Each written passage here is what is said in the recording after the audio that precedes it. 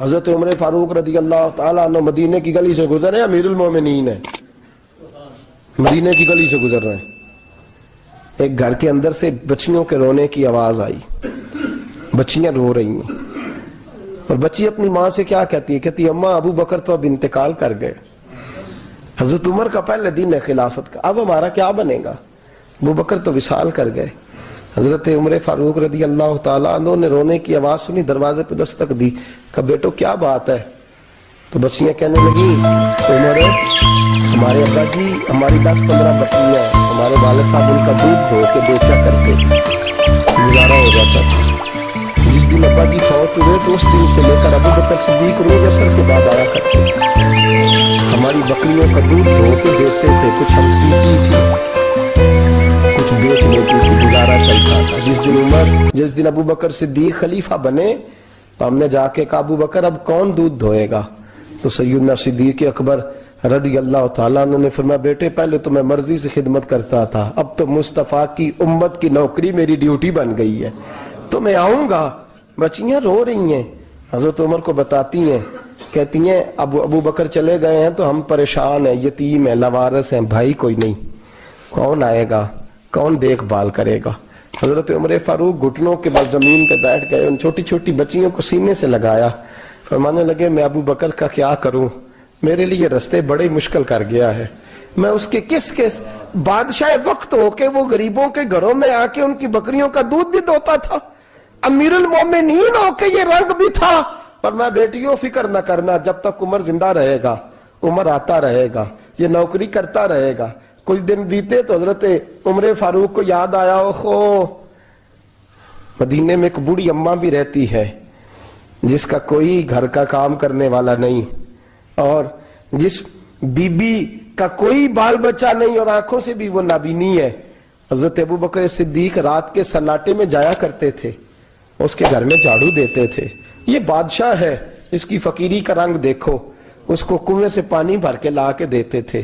اور یہ لفظ آپ سنیں گے تو حیران ہو جائیں گے، اس بوڑھی اماں کے لیے نا ایک کونے میں گھر میں دور بار شیر میں ایک جگہ کھود دی تھی جہاں وہ بی بی پخانہ اور پیشاب کرتی تھی۔ امیر المومنین حضرت ابو بکر صدیق رات کو جاتے تھے اور اس کا وہ پخانہ وہاں سے اٹھا کے باہر پھینک کے آیا کرتے تھے۔ اس عورت نے پیغام بھیجا کہ عمر سے کہو میری بھی ڈیوٹیاں تو نہیں سر انجام دینی ہیں۔ عمر فاروق ساری رات کام کرتے، سناٹا گہرا ہوتا تو جھاڑو دبایا ہے بغل میں اور عمر فاروق نکلے ہوئے، اس بی بی کے گھر میں جھاڑو دیا جا رہا ہے۔ حضرت انس بن مالک فرماتے ہیں میں نے آخری عمر میں بھی اس بوڑھے عمر کو دیکھا ہے، اس بڑھاپے میں بھی میں نے اس شخص کو دیکھا ہے کہ جب وجود کمزور ہو گیا، داڑھی سفید ہو گئی، لیکن پھر بھی اس کا انداز نہیں بدلا، اس نے ساری زندگی بادشاہی میں فقیری کر کے گزار دی، یہ پھر بھی کسی کے گھر میں جھاڑو دیتا ہے، کسی کی بکریوں کا دودھ دھوتا ہے، یہ کسی غریب میرے دوست یہ۔ اور جب سیدنا فاروق اعظم رضی اللہ تعالیٰ نے خطبہ دینے بیٹھتے ہیں تو کپڑے پھٹے ہیں، پیبند لگے ہیں، مزاج سادہ ہے، بڑا مال آیا ہے، بڑا مال، لیکن تقسیم کر دیا، اور یہی انداز آگے اپنے گورنروں کو دیا۔ حضرت سعید بن عامر رضی اللہ تعالیٰ عنہ آپ کے گورنر ہیں، حمص کے گورنر ہیں۔ جب لسٹ آئی نا غریبوں کی، حضرت عمر نے کہا کہ حمص کے جتنے غریب لوگ ہیں ان کی لسٹ بنا کے بھیجو، ان کو چندہ لگانا ہے۔ تو 17ویں 18ویں نمبر پر حضرت سعید بن عامر کا نام بھی آ گیا، گورنر صاحب کا۔ تو حضرت عمر نے سوچا شاید کوئی اور سعید بن عامر ہے، فرمانے لگے یہ کون ہے؟ جس کی ڈیوٹی لگائی تھی اس سے کہنے لگے یہ سعید کون ہے؟ تو کہا حضرت جی ہمارے صوبے کا گورنر۔ تو فرمایا اس کی لسٹ فقیروں میں؟ فرمانے لگے پتہ نہیں آپ نے کیا رنگ بھر کے بھیجا ہے، مہینہ مہینہ یہ شخص درختوں کے پتے کھا کے گزارا کر دیتا۔ کہ یہ میں فرشتوں کی کہانیاں نہیں سنا رہا آپ کو، میں آپ کو جنات کی یا عالم بالا کی باتیں نہیں، اس دھرتی پہ بسنے والے، اس دھرتی پہ وقت گزارنے والے میرے رسول پاک کے تیار کردہ ہیرو کی باتیں عرض کر رہا ہوں۔ حضرت عمر گئے ایک دفعہ، کہا مجھے بتاؤ تمہارا گورنر کیسا ہے؟ تو حمص کے لوگ کہنے لگے ہمیں اپنے گورنر سے 4 شکایتیں۔ کون کون سی؟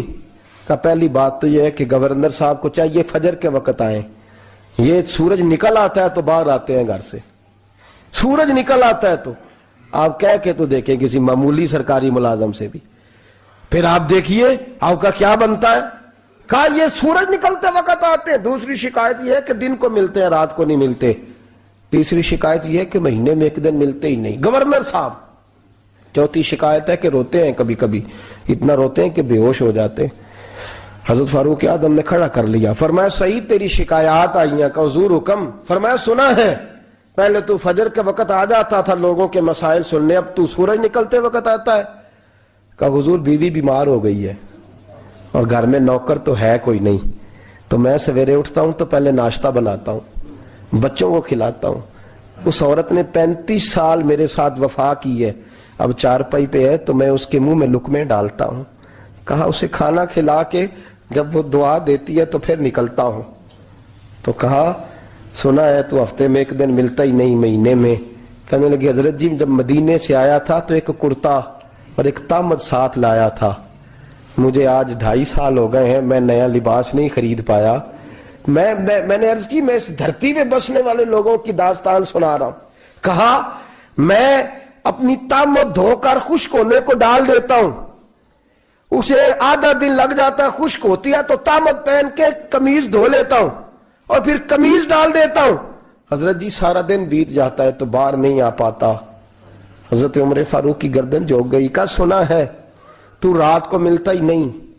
یہ لفظ کہے تو حضرت سعید بن عامر کہنے لگے یہ میرا راز تھا, آپ میرے امیر نہ ہوتے تو کبھی فاش نہ کرتا. دن میں نے بندوں کے لیے رکھا ہے, رات اپنے رب کے لیے رکھی ہوئی ہے.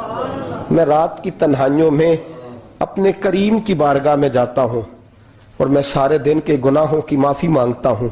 میں اپنی غلطیوں کی تلافی کا سوال کرتا ہوں, اس کے حضور جاتا ہوں, اسے دکھڑے سناتا ہوں. رات میری اس کے لیے بیت جاتی ہے. حضرت عمر کی اور گردن جھک گئی. فرمایا یہ بتا کہ تو ملتا ہی نہیں, کبھی کبھی تو روتا ہے اور بے ہوش ہو جاتا ہے. کہ حضرت جی 40 سال کی عمر میں کلمہ پڑھا ہے, جب 40 سال کے پچھلے گناہ یاد آتے ہیں تو کہا پھر میں ضبط نہیں کر پاتا. وہ خطائیں, وہ پاپ, وہ جرم, وہ خطائیں جب سوچتا ہوں نا کہ رب کھڑا کر کے پوچھے گا بتا یہ جرم کیوں کیا, تو وہ احساس مجھے پریشان کر دیتا ہے. حضرت جی میں پھر برداشت نہیں کر پاتا, پھر میں تڑپ اٹھتا ہوں, میری یہ کوتاہیاں ہیں, بتائیے کیا کہتے ہیں. حضرت فاروق اعظم نے گردن اٹھائی تو آنکھوں میں آنسو تھے. کہنے لگے یا اللہ مجھے اس جیسے کچھ اور گورنر بھی عطا فرما, یا اللہ اس جیسے کچھ اور گورنر بھی. عزیزو اپنا حال کیا ہے. ملک شام جب فتح ہوا تو حضرت سعد بن ابی وقاص رضی اللہ تعالیٰ عنہ کہتے ہیں کہ کچھ لوگ مجھے کہنے لگے کہ ہم آپ سے معاملات طے نہیں کریں گے, ہم جزیہ دیں گے, ٹیکس دیں گے, اسلامی حکومت کے زیر اثر آئیں گے, لیکن آپ سے معاملات طے نہیں کریں گے, اپنے امیر کو بلائیے. تو حضرت سیدنا سعد بن ابی وقاص کہتے ہیں میں نے خط لکھا. فرماتے خط لکھا حضرت عمر کو. میں نے کہا جناب آئیے. جواب میں حضرت عمر نے خط میں جواب لکھا کہ فلان دن فلان تاریخ فلان وقت میں ملک کے شام پہنچ جاؤں گا. حضرت سیدنا عمر چلے گھر سے, ایک غلام, ایک گھوڑا, ایک نیزہ. حضرت فاروق اعظم نے کچھ کھجوریں, خشک کھجوریں, کچھ سرکہ باندھ کے رکھ لیا رستے میں کھانے کو. یہ بادشاہی میں فقیری ہو رہی ہے. لاکھوں مربع میل کا حکمران ہے, کروڑوں اور اربوں روپے پاس پڑے ہوئے, وہ ساری چیزیں رکھ لیں اور سیدنا عمر فاروق رضی اللہ تعالیٰ عنہ چلنے لگے. اب غلام سے کہنے لگے بھئی میرا گھوڑا ذرا ماڑا ہے, کمزور ہے, طے کر لیں اتنے میل تو گھوڑے پہ بیٹھے گا, میں پیدل چلوں گا, پھر اتنے میل میں گھوڑے پہ بیٹھوں گا, تو پیدل چلے گا. ملک شام پہنچنے کا وقت آ گیا. جب وقت آیا تو پیدل چلنے کی سواری حضرت عمر کی تھی, ان کی باری تھی پیدل چلنے کی, اور سواری پر سوار ہونے کی باری غلام کی تھی. توجہ, یہ لوگ رشتے کرتے ہیں نا تو کرائے کی کار لے کے چلے جاتے ہیں, بعد میں وہ پوچھتے ہیں کہ تسی تے کار تے آئے سو. ہم اپنے آپ کو بنانے کے لیے جھوٹی انعام بھی خریدنی پڑے تو خریدنے سے ہم پرہیز, ہم جو بتاتے ہیں وہ ہم ہوتے نہیں, اور جو ہوتے ہیں وہ ہم بتاتے. حضرت سیدنا عمر فاروق رضی اللہ تعالیٰ عنہ سواری پہ غلام ہے, خود پیدل ہے, اور حال کیا ہے, بارش ہوئی تھی تو کچھ پانی کھڑا تھا چھوٹے چھوٹے جوہڑوں میں, چھوٹے چھوٹے تالاب بنے ہوئے تھے, پانی کھڑا تھا. تو حضرت عمر فاروق رضی اللہ تعالیٰ چمڑے کے جوتے پہنے, وہ جوتے دونوں اتار کے تو بغل میں دبا لیے. حضرت سعد بن ابی وقاص فرماتے ہیں اسی بغل میں نیزہ رکھ لیا اور تامت تھوڑا اونچا کر لیا کہ پانی سے چلنا ہے، اور غلام کو گھوڑے پہ بٹھایا ہے اور گھوڑے کی لگام پکڑی ہے تو یوں پیچھے رکھی ہوئی ہے، اور حضرت سیدنا فاروق اعظم رضی اللہ تعالیٰ عنہ آ رہے ہیں۔ غلام کہنے لگا حضور لوگ دیکھ رہے ہیں، مہربانی کریں بیٹھ جائیں۔ فرمانے لگے نہیں، باری تیری ہے، تو ہی بیٹھے گا۔ اس نے کہا حضور نہیں، وہ تو ٹھیک ہے، کوئی باری فرض تو نہیں نہ ہو گئی، آپ مہربانی کریں آپ آ جائیں، ذرا لوگ آ رہے ہیں۔ فرمایا تمہیں کہا نا، غلام کہتا میں نے تیسری دفعہ کہا تو حضرت عمر نے جلال سے دیکھا، اور جناب عمر کا جلال تو زمین کانپنے لگ جاتی تھی۔ کہتے ہیں کہا حضور آپ آ جائیں، تو کہتے ہیں تجھے کہا ہے نا چپ کر کے بیٹھا رہے، کہتے ہیں میں گھوڑے پہ ہی کانپنے لگا۔ وہ غلام، اب حضرت سعد بن ابی وقاص کہتے ہیں سورج غروب ہو رہا تھا، شعائیں پانی میں پڑ رہی تھی، حضرت عمر پانی سے، میں نے غور سے دیکھا تو دوڑا گیا، جا کے نا بچے نہیں مشورہ دیتے ابا جی کو، ابا جی انج نہیں کریدا، دور بدل گیا جے، کہتے میں دوڑا گیا اور جا کر کے حضرت سیدنا عمر فاروق کو کہا حضور مہربانی کریں، ٹھیک ہے آپ کی درویشی سے کون آگاہ نہیں، وزیر کھڑے ہیں، سفیر کھڑے ہیں، بڑے بڑے عمرا، بڑے بڑے ملکوں کے حکمران ہیں، آپ مہربانی کریں یہ تام ذرا نیچا کریں، اور جوتا پہن لیں، اگر خراب ہو گیا تو اللہ نیا بھی دے دے گا، اور مہربانی کریں ذرا غلام کو کہیں نیچے آ جائے۔ حضرت عمر کہنے لگے تمہیں کیا تکلیف ہے؟ کہا حضرت جی وہ وزیر مشیر کھڑے ہیں، یہودی ہیں، عیسائی ہیں، نجرانی ہیں، وہ بڑے بڑے مذاہب کے اور بڑے بڑے ملکوں کے، آپ کا بڑا نام سنا ہے۔ حضرت سیدنا سعد بن ابی وقاص فرماتے ہیں میرے ساتھ اتنا ترش رویہ حضرت عمر کا پہلے کبھی نہیں ہوا، کہتے ہیں ماتھے پہ شکن آیا اور کہنے لگے تجھے تیری مار ہوئے، ان 4 لوگوں کے لیے میں اپنے نبی کا طریقہ چھوڑ دوں، ان 4 دنیا داروں کے لیے نبی پاک کا طریقہ چھوڑ دوں۔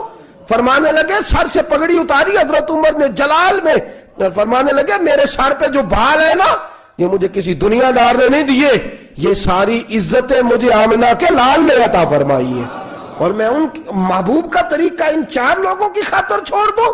فرمایا قرآن کہتا ہے ان اللہ یأمر بالعدل والاحسان، جب میں نے خود عدل کا تقاضا یہ رکھا ہے کہ کبھی وہ بیٹھے گا کبھی میں بیٹھوں گا، باری یوز کیا تو میں کیسے بیٹھ جاؤں۔ حضرت سعد بن ابی وقاص فرماتے ہیں اسی درویشی میں سلام اس پر کہ جس نے بادشاہی میں فقیری کی، کہتے ہیں اسی درویشی میں حضرت عمر پہنچے تو جو پہلے ڈرا کرتے تھے جب حضرت عمر آئے تو انہیں کامتے بھی دیکھا، روب اور بڑھ گیا، ان کے دلوں کے اندر حضرت عمر کا دبدبا اور بڑھ گیا، اور میرے کانوں میں کہنے لگے سعد پہلے سنا تھا لیکن دنیا سچی کہتی ہے جو حال محمد اور محمد کے غلاموں کا ہے صلی اللہ علیہ، وہ دنیا میں دوسرا کوئی حاصل کر سکتا۔ حضرت سیدنا سلمان فارسی کو حضرت عمر فاروق رضی اللہ تعالیٰ عنہ نے بلایا تو کہا میرا دل کرتا ہے آپ کو میں مدائن کا گورنر بنا دوں۔ حضرت سلمان فارسی بڑے تگڑے قبیلے سے تعلق رکھتے تھے، بکتے بکاتے مدینے میں آ کے بکے، پھر نگاہ مصطفیٰ میں بک گئے صلی اللہ علیہ وسلم، بڑے تگڑے قبیلے سے تعلق تھا۔ یا حضرت عمر نے فرمایا میں آپ کو گورنر، کہا جی کہ جیسے آپ کا حکم ہے امیر کی بات ماننا، گورنر بن گئے۔ اور گورنر صاحب کرتے کیا ہے؟ گورنر صاحب کا حال یہ کہ گورنر صاحب نے وہی پھٹے پرانے سادے سے کپڑے پہنے اور ایک ہاتھ میں چھڑی پکڑی ہے، کبھی ادھر گھومتے ہیں کبھی ادھر، مدائن کی گلیوں میں گورنر صاحب گھوم رہے ہیں۔ اللہ اکبر، جہاں سواریاں اترتی تھی نا شہر کی، لوگ جو کرایہ لے کے گھوڑوں پہ سوار کرتے تھے، جہاں وہ لا کے اتارتے تھے، وہاں ایک شخص اترا، مہمان آیا کسی کے گھر میں مدائن، وہ شخص مہمان آیا تو اس کے بعد بڑے بڑے بکسے تھے، اس نے حضرت سلمان فارسی کو گھومتے دیکھا، کہنے لگے او غلام ادھر آئے نا، او بولیے او غلام ادھر آ۔ حضرت سلمان فارسی کہنے لگے جی جناب، کہنے لگے میرا سامان اٹھا اور فلاں گھر میں نے جانا، چھوڑ کے آ۔ جرت تو کرے کوئی جرت تو کرے کونسلر صاحب کو بھی آواز دینے کی، طاقت تو کرے کوئی، ایک معمولی سپاہی کو بھی کہنے کی جو نہ سب انسپیکٹر ہے نہ وہ کسی عہدے پہ فائز ہے، صرف ایک سادہ قوم کا وہ پیر، اس کو کہہ کے تو ادھر آؤ غلام، بھائی گورنر کوئی کہہ دیا۔ گورنر صاحب نے سر کے اوپر بکسا اٹھایا ہے اور گلیوں میں گزر رہے، کہتے ہیں بھائی غلام کو رستہ دے دو، ذرا سامان وزنی ہے، ذرا غلام کو رستہ دے دو، سامان وزنی ہے، پیچھے ہٹ جاؤ، ذرا رستہ دے دو۔ شہر میں داخل ہوئے تو لوگ دوڑے آئے، کہا حضور ہمیں دے دیں۔ فرمایا نہیں، اس نے مجھے کہا ہے غلام اٹھا، وہ شخص شرمندہ ہو گیا، کہنے لگا حضور مجھے کب خبر تھی کہ آپ گورنر ہیں، غلطی ہو گئی، میں غلام کہہ بیٹھا۔ حضرت سلمان فارسی رو پڑے، فرمانے لگے تو میرا محسن ہے، تو نے تو مجھے میری اوقات یاد کرا دی ہے، میں غلام ہوں، میں کھجوریں بیچا کرتا تھا، میں مدینے میں نوکری کرتا تھا، تو نے اچھا کیا ہے۔ فرمایا نا تو میرا محسن ہے، تو نے مجھے یاد کرا دیا، میں کیا نا اب میں ہی لے کے چلوں گا۔ رستے میں جا رہے ایک شخص دوڑا آیا، کہنے لگا حضور وزنی بڑا ہے مجھے دے دیں، یہ بادشاہ ہیں، فقیری ہو رہی ہے، حضور وزنی بڑا ہے مجھے دے دے میں اٹھا لیتا ہوں۔ تو حضرت سلمان فارسی فرمانے لگے پہلے وعدہ کر قیامت کے دن میرے گناہوں کا بوجھ اٹھا لے گا، وعدہ کر، تو کہے گا اللہ کے حضور کہ یا اللہ سلمان کے جو پاپ ہے ان کا بوجھ میں اٹھاتا ہوں۔ کہنے لگا حضور میں تو اپنا نہیں اٹھا سکتا۔ فرمایا پیچھے ہٹ جاؤ، اگر وہاں میرا کوئی بوجھ نہیں اٹھا سکتا تو یہاں بھی کوئی نہ اٹھائے۔ حضرت سلمان فارسی رضی اللہ تعالیٰ عنہ گورنر ہے صوبے کے۔ میرے دوست ہماری یہ جو جھوٹی انا ہے نا، لوگ میرا استقبال کرے، مجھے اٹھ کے ملے، مجھے پروٹوکول دے، میرا نام جپے، میں ہوتی رہے ہر جگہ، بس مجھے ہی لوگ جانے۔ اور میرے عزیز اس دھندے سے باہر آ، نفس پرستی کی اس جنگ سے نکل آ، اپنے مزاج کی اس قلت سے نکل آ، اپنے آپ کو جو بات نہیں بھی آتی ہوتی اس میں بھی ہم دخل دے کے اپنا کوئی نہ کوئی پیغام اور جملہ ضرور بیان کرنا چاہتے ہیں۔ بھئی ہمارا بھی نام لکھ لو، ہم بھی شامل ہیں، ہمیں بھی پتہ ہے اس گورکھ دھندے کا کچھ نہ کچھ، ہمیں بھی شامل کر لو۔ یہ نفس پرستی کی جنگ ہے، اس سے نکلو۔ اگر رب کریم نے بادشاہی دی ہے تو اس میں فقیری کرو، کبھی کبھی اپنے کپڑے خود استری کر لینے چاہیے، نہیں نہ بولے آپ لوگ، مشکل کام بتا دیا نا میں نے۔ کس کے کپڑے استری کرنے کو کہا ہے جی؟ اللہ خیر کرے، میں کیا رہے میں تو انماڑیاں دی گل کر چھڑی ہے، بولے نہیں نا آپ لوگ۔ کبھی کبھی اپنے کپڑے خود استری، کبھی کبھی اپنے جوتے خود پالش کر، کچھ نہیں فرق ہوتا، اس سے آپ کا نفس کچلا جائے گا۔ کبھی کبھی نا، کبھی کبھی باوجود موٹر سائیکل اور گاڑی کی موجودگی میں پیدل سفر کر لینا چاہیے، کچھ نہیں فرق ہوتا۔ کبھی کبھی کوئی آدھا کلو چینی پکڑ کے دکان سے خود اپنے، کوئی نہیں کہنے لگا کہ غریب ہو گئے ہیں، ویکھو جی انہیں آدھا کلو کھانڈل، کہنے دو کو کہتا ہے، کچھ نہ کچھ اپنے نفس پہ بوجھ ڈالیں۔ بھئی کبھی کبھی آپ بھی، کبھی جو آپ کا ملازم ہے نا گھر میں، اس کو بٹھا کے کہا کریں بیٹھ یار میرا دل کرتا ہے میں تمہیں چائے بنا کے دوں۔ کبھی کہا کریں گھر والوں کو بیٹھو آج میں تمہیں کھانا گرم کر کے دے دیتا ہوں، کچھ فرق نہیں آنے لگا، عزت شان میں کوئی کمی نہیں آنے لگی۔ کبھی کبھی یہ کام، وہ جو گھومنے والی کرسی رکھی ہوئی ہے نا جس پہ بیٹھ کے ہم حساب کرتے ہیں، کبھی کبھی اس پہ کسی غریب کو بھی بٹھا کے دیکھیں، کچھ نہیں فرق آنے لگا۔ یہ نفس پر کچھ کوڑے برسائیں تاکہ یہ کچھ سمجھدار ہو جائے۔ یہ جو ہم نے بڑی لمبی چوڑی اپنے لیے جھوٹی انا کے دروازے کھول رکھے ہیں، یہ روز ہمیں دور کر رہے ہیں۔ جو نفس پرستی کی جنگ ہوتی ہے یہ بندے کو اللہ کے دروازے سے دور لے جاتی ہے، یہ نبی پاک کی محبت دل سے نکالتی ہے، یہ ذہن کے اندر اچھی سوچ نہیں آنے دیتی۔ ذہن میں جب بھی کوئی بات آتی ہے بری آتی ہے۔ تکبر اور غرور والے جو لوگ تھے نا ان کا کبھی کچھ نہیں ہو سکا۔ جس نے کہا ہے مجھے چودھری صاحب کو، وہ بیچارہ اسی چکر میں رہا ہے اور لوگ آگے گزر گئے ہیں۔ جس نے کہا ہے مجھے سیٹھ صاحب کو، وہ اسی گڑبڑ میں رہا ہے اور لوگ آگے بیت گئے ہیں۔ دنیا میں کوئی پیشہ برا نہیں۔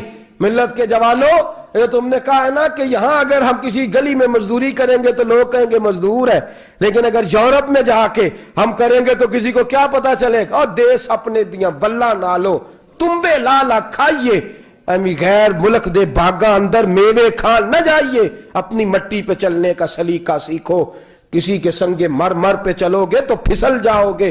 آج ہمارے پروٹوکول، ہمارے دبدبے، ہماری انا پرستیاں، ہمارے دعوے، ہمارے طریقے، میرے عزیزوں لوگ ہمیں آ کے مثال دیتے ہیں، کہتے ہیں یورپ کی فلاں گلی میں یہ ہوتا ہے۔ میں نے کہا وہ گرد راہ کو نہیں پہنچ سکتے، یہ ساری چیزوں تو میرے مصطفیٰ کے غلاموں سے حاصل کیا لوگ، ہم نے چھوڑ دی، غیروں نے اپنا لی۔ خدارا اپنی زندگی میں تبدیلی لائیں، درویشی، سادگی، بے تکلفی، یہ زندگی حسین ہوتی ہے، یہ زندگی سکون والی ہوتی ہے، یہ زندگی اچھی ہوتی ہے، یہ فرحت اور تازگی والی ہوتی ہے۔ اپنے آپ کو ان تکلیفوں اور آلائشوں میں مبتلا نہ کریں۔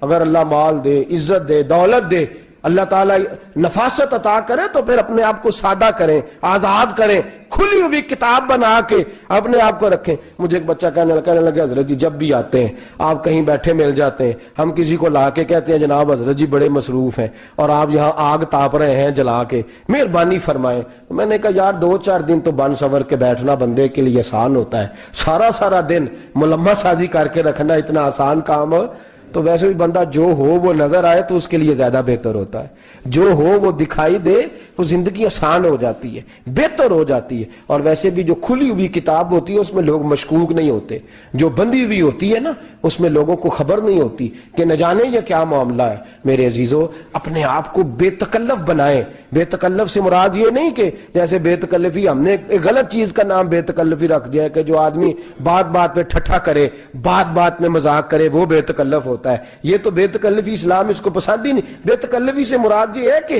جھوٹی انا نہیں بنائے، جھوٹے معاملات اپنے گرد نہیں اوڑے۔ اپنی اگر اللہ آپ کو بہت زیادہ مال و دولت دیتا ہے تو جتنا وہ مولانا رومی کہتے ہیں جتنا ٹہنی پہ پھل زیادہ لگتا ہے نا اتنی وہ ٹہنی جھک جاتی ہے، جو اکڑی ہوتی ہے سمجھو وہ خالی ہوتی ہے۔ اگر آپ پھلدار ہیں تو پھر آپ کو جھکے، پھر آپ کو با اخلاق ہونا چاہیے، با مروت ہونا چاہیے، پیار والا ہونا چاہیے۔ زندگی میں اس چیز کو ضرور اپنائیے۔ بڑے لوگ وہی ہوتے ہیں جن کا کردار بڑا ہوتا ہے، بڑے وہی ہوتے ہیں جن کی بات بڑی ہوتی ہے۔ کوئی باتوں سے اور پروٹوکول سے کبھی بڑا نہیں ہوتا، ہمیشہ مدحت خیر الانام میں گزرے۔ دعا ہے یوں مر درود